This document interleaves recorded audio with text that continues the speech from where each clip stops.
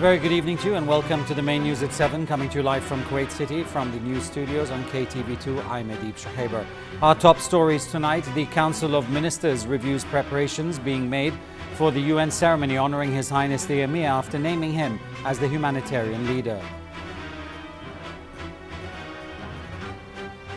The Kuwait Red Crescent Society delivers 26 trucks of relief aid to the people of the Gaza Strip who are suffering from the Israeli aggression. A suicide bomber attacks a mosque in eastern Baghdad, killing at least 12 and wounding 26 other people.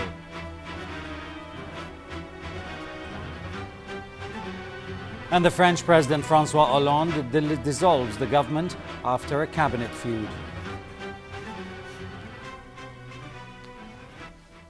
His Highness the Emir, Sheikh AlAhmed AlSabah, sent a cable of congratulations to His Excellency President Jose Mojica of the Republic of Uruguay on the occasion of his country's National Day.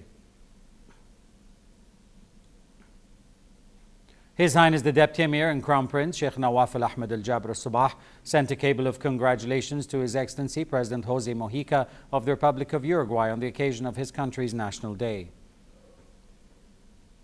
His Highness Sheikh Jabir al-Mubarak al-Hamid al-Sabah, the Prime Minister, also sent a similar cable of congratulations.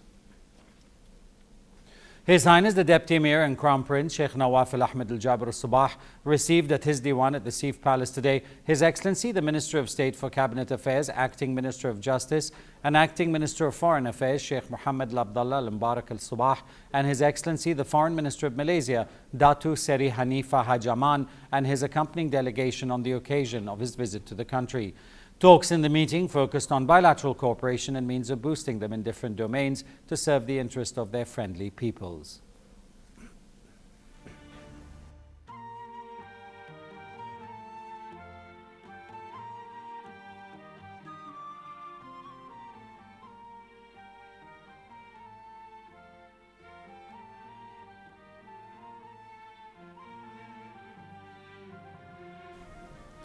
The Deputy Emir and Crown Prince also received His Excellency the Ambassador of the Kingdom of Lesotho to the State of Kuwait, Tabu Khaisibi, on the end of his tenure in the country. The two meetings were attended by the Under-Secretary of His Highness the Crown Prince's Diwan for Media Affairs, Sheikh Mubarak al-Hamoud al-Salman al-Subah, and the Under-Secretary for Protocol and Ceremonies Affairs, Sheikh Mubarak Subah al-Salim al-Hamoud al-Subah. The National Assembly Speaker Marzouk Ali Al-Ghanem arrived in Geneva last night, heading a parliamentary delegation on an official 4-day visit to Switzerland at the invitation of the Swiss Federation Parliament. He was received upon his arrival by Kuwait's ambassador to the Swiss Federation, Bedel Tnaib, representative of the Swiss Federation and Kuwait permanent representative at the United Nations and international organizations, Ambassador Jamal Al-Ghanem. The parliamentary delegation will hold talks in the capital, Bern, with a number of Swiss parliament officials. On top of them, the head of the State Council, Hans German, and Speaker of the Swiss National Council, Rudi Luchtenberger. Mr. Al-Ghanem will also hold talks in Geneva with representatives of the UN High Commissioner for Refugees and the International Committee of the Red Cross. The parliamentary delegation comprises the National Assembly members Ahmed Lari, Hamoud Al-Hamdan, Abdullah Ma'youf, Mohammed Al-Anizi, Mohammed Al-Barak, and Dr. Yusuf Al-Zalzala. His Highness Sheikh Jabir al-Mubarak al-Hamid al-Sabah, the Prime Minister, received His Excellency the visiting Foreign Minister of Malaysia, Datu Seri Haj Hanifa Aman, and his accompanying delegation in the presence of His Excellency the Minister of State for Cabinet Affairs, Acting Minister of Justice and Acting Minister of Foreign Affairs, Sheikh Mohammed Abdullah al-Mubarak al-Sabah.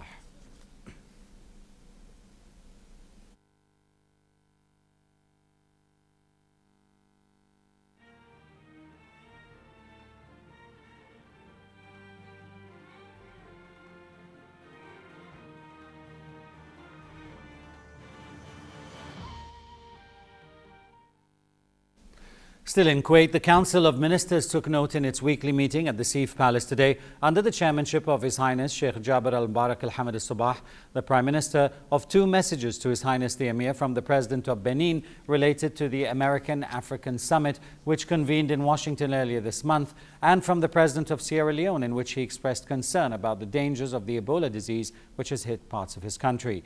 In his briefing after the meeting, the Minister of State for Cabinet Affairs, Acting Minister of Justice and Acting Minister Minister of Foreign Affairs, Sheikh Mohammed Abdullah Al-Mubarak Al-Sabah, said the Council of Ministers was also informed of a message to His Highness the Prime Minister from Her Excellency Sheikh Hasina, Prime Minister of the People's Republic of Bangladesh, which was related to means of boosting cooperation between the two countries. Sheikh Mohammed Abdullah Al-Mubarak Al-Sabah went on to say, as the UN has named His Highness the Emir, Sheikh Sabah AlAhmed Al-Jabr Al-Sabah as the humanitarian leader and who will be honored by the international organization later this month. This honoring represents a well-deserved historical event in view of what His Highness the Emir has contributed to humanitarian issues and in view of His Highness's keenness to consolidate the values of solidarity and humanity across the world. His Highness's contributions reached many peoples all over the world and reflected the humanitarian and cultural image of the State of Kuwait and the Kuwaiti society. The Council of Ministers reviewed in this respect a report by the Permanent Committee for National Day and Occasion Celebrations about preparations being made to embrace the United Nations celebrations to honor His Highness the Emir. The Council of Ministers was briefed by the Minister of Information and Minister of State for Youth Affairs about the measures taken by Executive Team and the Ministry of Information in collaboration with other governmental agencies to celebrate this great occasion of which every Kuwaiti is proud. The Minister of State for Cabinet Affairs and the Minister of Finance, Anas Saleh, informed the Cabinet of the resignation tendered by the member of the Public Authority for Investment, Dr. Nawaf Al-Hajraf. The Council of Ministers approved a decree appointing Mustafa Al-Shimali as a member of the authority, replacing Dr. Al-Hajraf. In view of the briefing by the Deputy Premier and Minister of Commerce and Industry, Acting Minister of Education, Dr. Abdullah Mohsin Al-Mud'ij, and Higher Education, the Council of Ministers approved a decree appointing Dr. Naif Falah Al-Hajraf as Chairman of the Board of Directors of the Commission of Financial Equities and the board members, which comprises Mish'al Al-Asami as Deputy Chairman, Dr. Faisal Al-Fahad, Khalifa Abdullah Al-Ajil, and Abdul Muhsin Al-Mazidi as members of the board. The Council of Ministers then discussed the political affairs in light of incoming reports related to the Arab and international developments.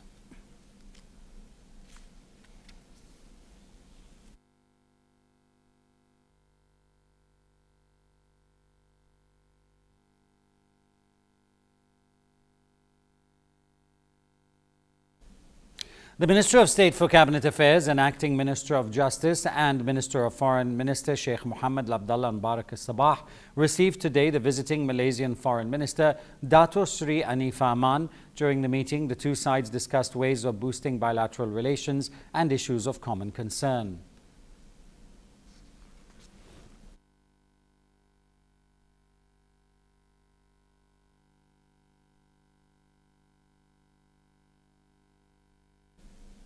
The Minister of State for Cabinet Affairs and Acting Minister of Justice and Acting Foreign Minister Sheikh Mohammed Abdullah Mubarak Al-Sabah hosted a luncheon in honor of the visiting Malaysian Foreign Minister.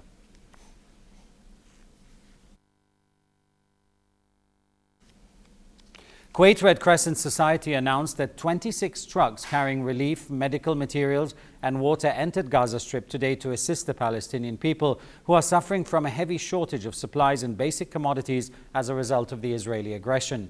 In a statement after the arrival, the Deputy Chairman of the Society, Anwar Al-Hassawi, said the trucks were loaded with 10,000 food packages, 10,000 medical packages and a similar number of various materials, including clothes, blankets and mattresses. Mr. Al-Hassawi said the load of the 26 trucks is the largest ever relief consignment provided by the Red Crescent since the beginning of the Israeli attacks. He added that the shipment was in continuation of the air bridge established by the Kuwait Red Crescent Society. Israel has kept up pressure on Gaza, carrying out multiple airstrikes as Egypt prepares to convene new truce talks. More now with Majd Al-Wahidi from Gaza. In Gaza, what is built in 30 years can be destroyed in less than 3 seconds. This is a 14-story apartment building in Gaza City, came crashing down after Israeli forces bombed it with 2 missiles. Residents were given 10 minutes warning to get out, but at least 20 people were wounded, including 4 children. People were terrified. We did not expect they will bomb the whole building. The owner told us that Israelis informed him that we just have some minutes to leave. We thought he's kidding, but a few minutes later we lost everything. Just days ago, this building had 44 families. Today, it is nothing more than a pile of rubble. Families are completely homeless, leaving their homes and security behind. But this is not the first time here in Gaza scenes of bloodshed and loss have become a daily routine. The mother was sitting in the garden with kids, but suddenly an airstrike hit the place. All of them died. I cannot believe this. They keep killing us. We are civilians. We don't have weapons. But we just die, women and children, with no mercy. In the middle of such chaos, the government of Egypt and President Mahmoud Abbas of the Palestinian Authority are still trying hard to settle for a new open-ended ceasefire and a resumption of indirect talks between the Israelis and the Palestinians to bring an end to the fighting. هناك محاولة لتجديد المفاوضات. There is a new attempt to renew the negotiations in Egypt, and the president has clear paces to cease fire with no time limit and to open the crossings in order to introduce humanitarian aid and building materials to reconstruct the destroyed areas. Today is the 50th day of the war in Gaza.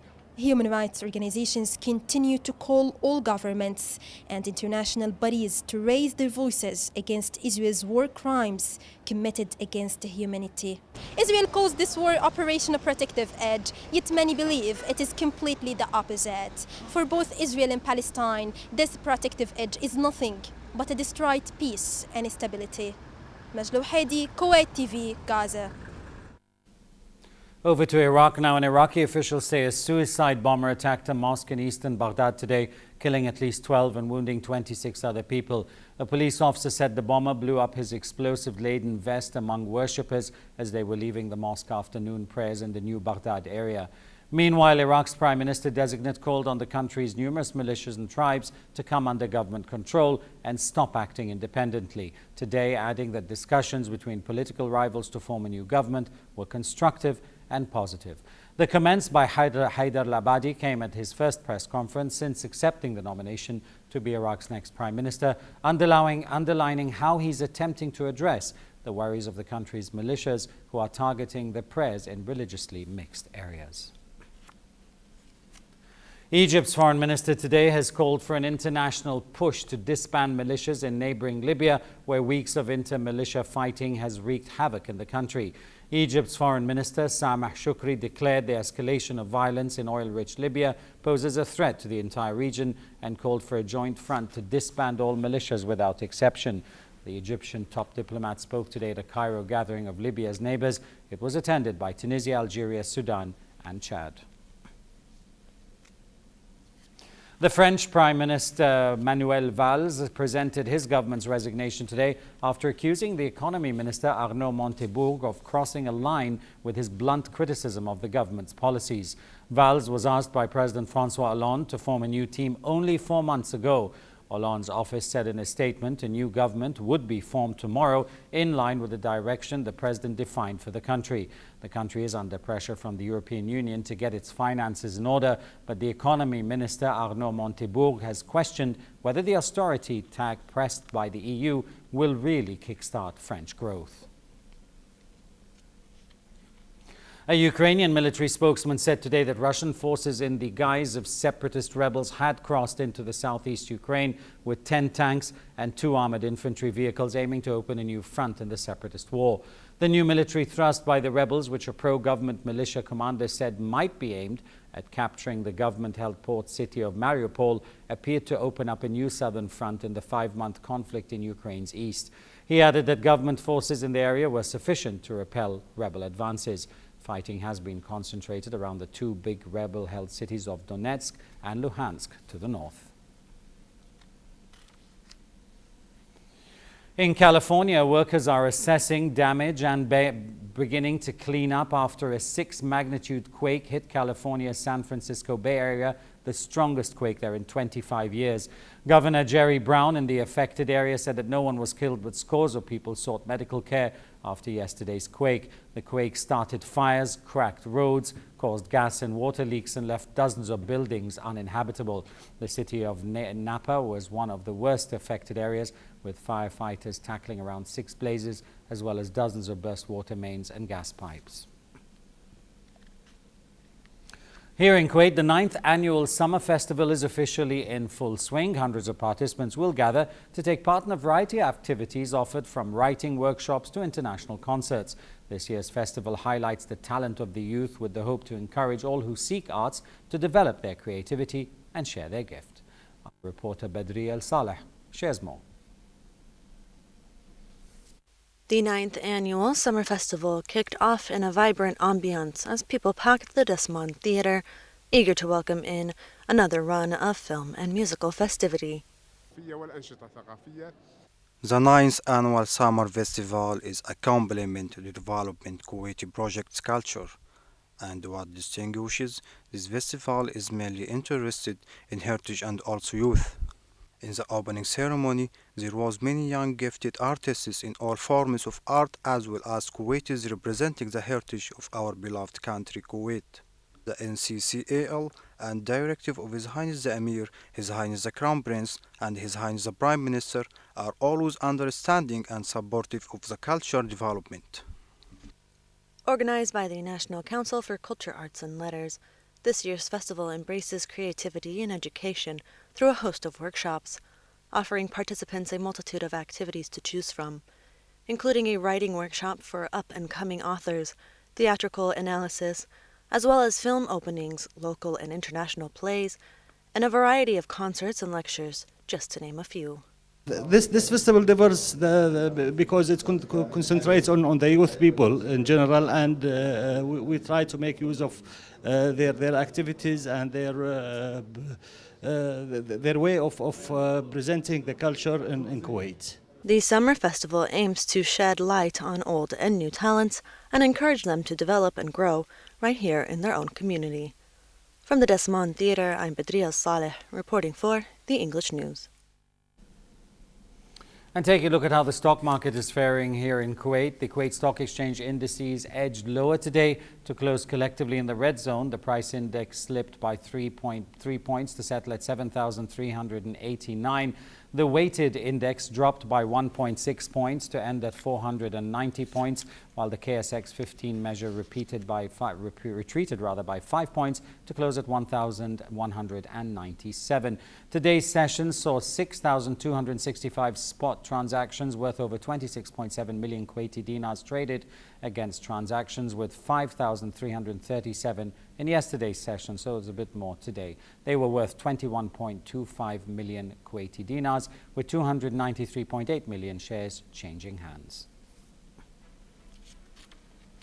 And on a sad note from the world of entertainment today, the British Prime Minister David Cameron led tributes today for actor and director Richard Attenborough, who died at the age of 90 on Sunday after a career in the film industry spanning over 6 decades. His agent described him as a truly great man of both the cinema and the arts, and tributes poured in from the worlds of entertainment, sports and politics. He added that Attenborough's acting in the 1947 film Brighton Rock, in which he played a psychopathic teenager Pinky Brown, was brilliant, and his directing of the famous movie Gandhi was stunning.